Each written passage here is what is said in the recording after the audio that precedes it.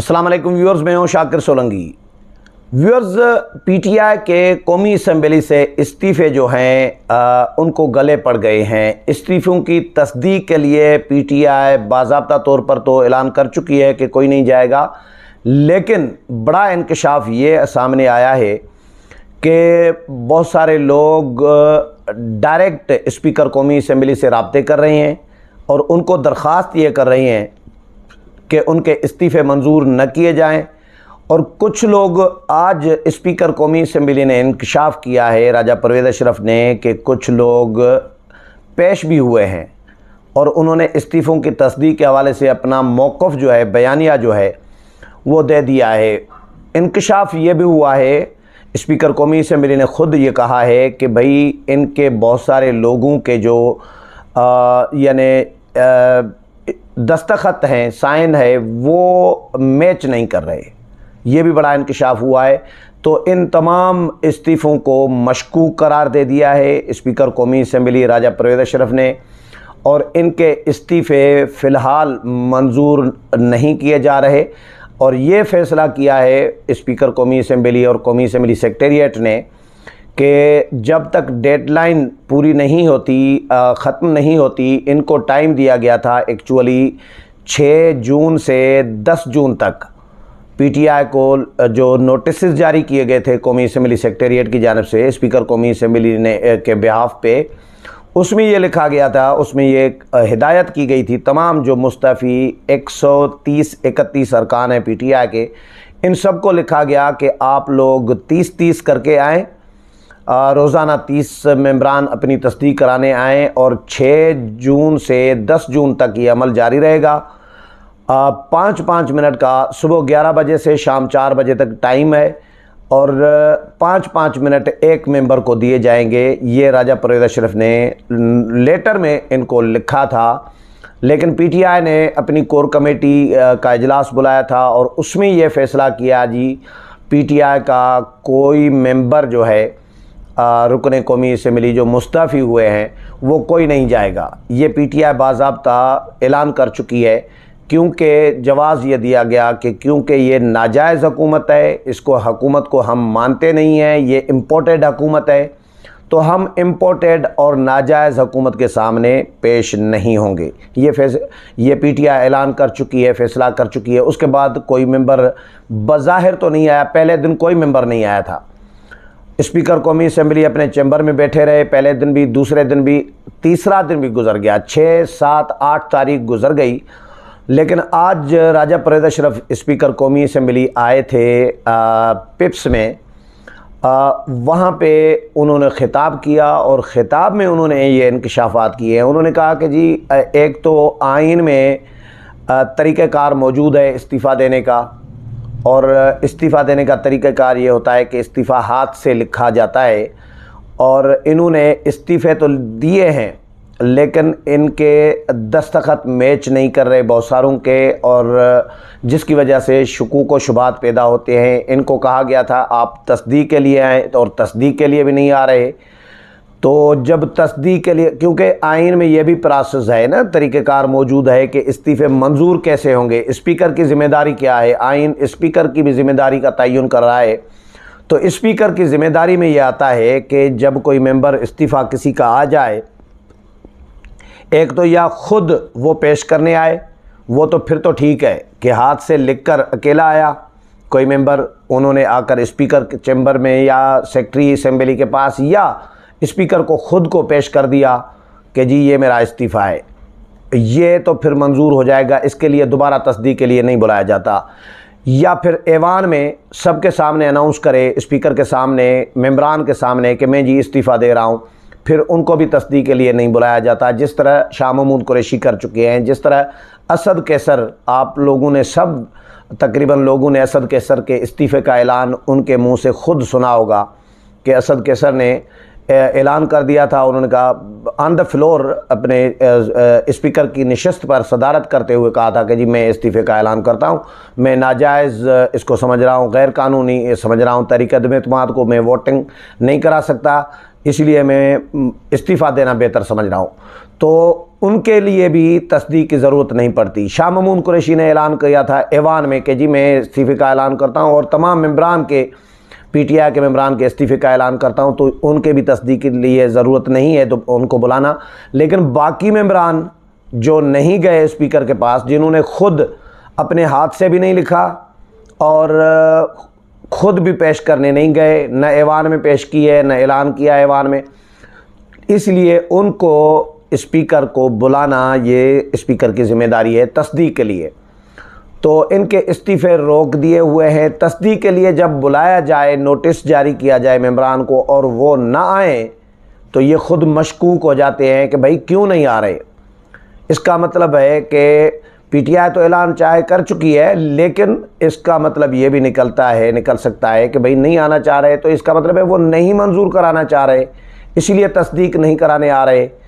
جو منظور کرانا چاہ رہا ہوتا ہے وہ تصدیق کے لیے آتا ہے, جو منظور ہی نہیں کرانا چاہ رہا تو اسی لیے نہیں آ رہا ہوتا نا.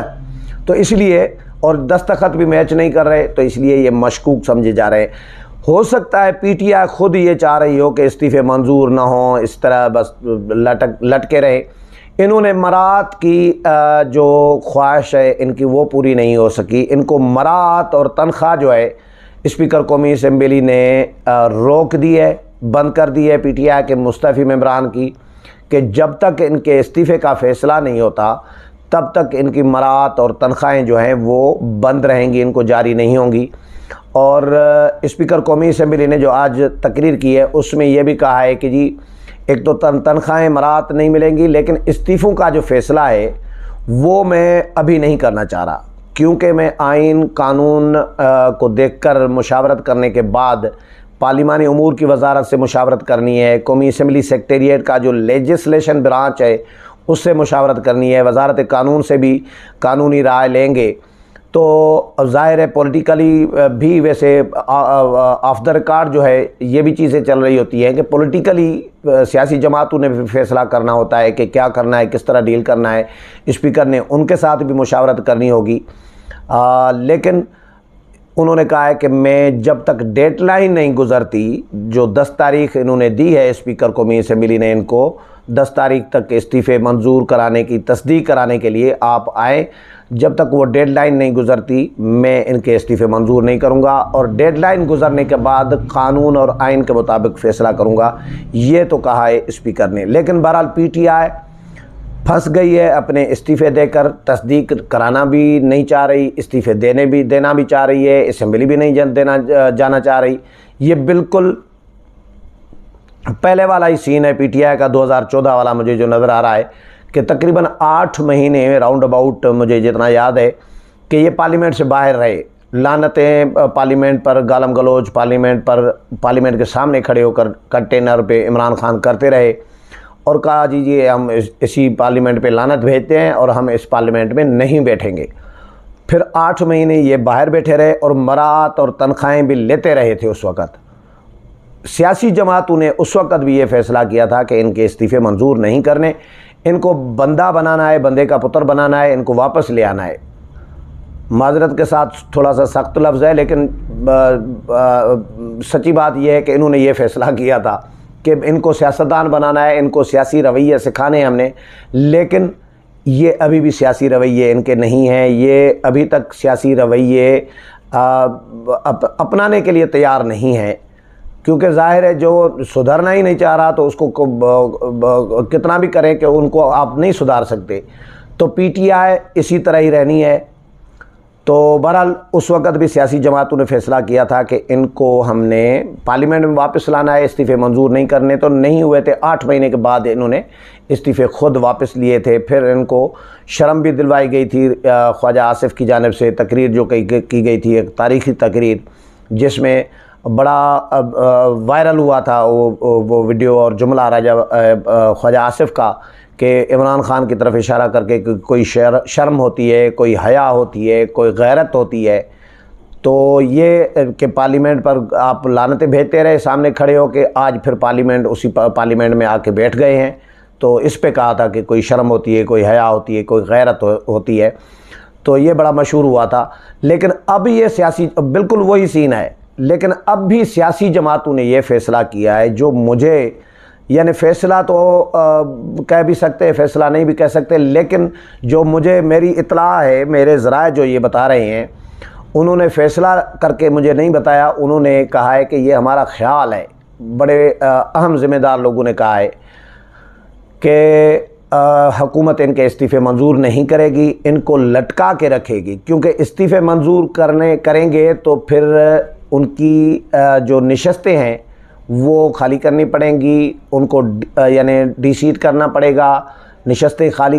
کریں گے تو اتنی جو نشستیں خالی ہوں گی تو ان پہ ضمنی انتخابات کی بات ہوگی، پھر ضمنی انتخابات کرانے پڑیں گے، مارجن نہیں ہوگا ضمنی انتخابات کا تو جنرل الیکشن کی طرف جائے گا ماحول۔ تو اس لیے فی الحال ان کو لٹکا کے رکھنا ہے تاکہ یہ کہیں کے نہ رہیں، نہ ادھر کے رہیں نہ ادھر کے، نہ پارلیمنٹ میں بیٹھ سکے، آ سکے، نہ مشاورتی عمل میں حصہ لے سکے، نہ نگران سیٹ اپ پر بات کر سکے، نہ انتخابی اصلاحات پر مشاورت ہو ان سے، اور نہ ہی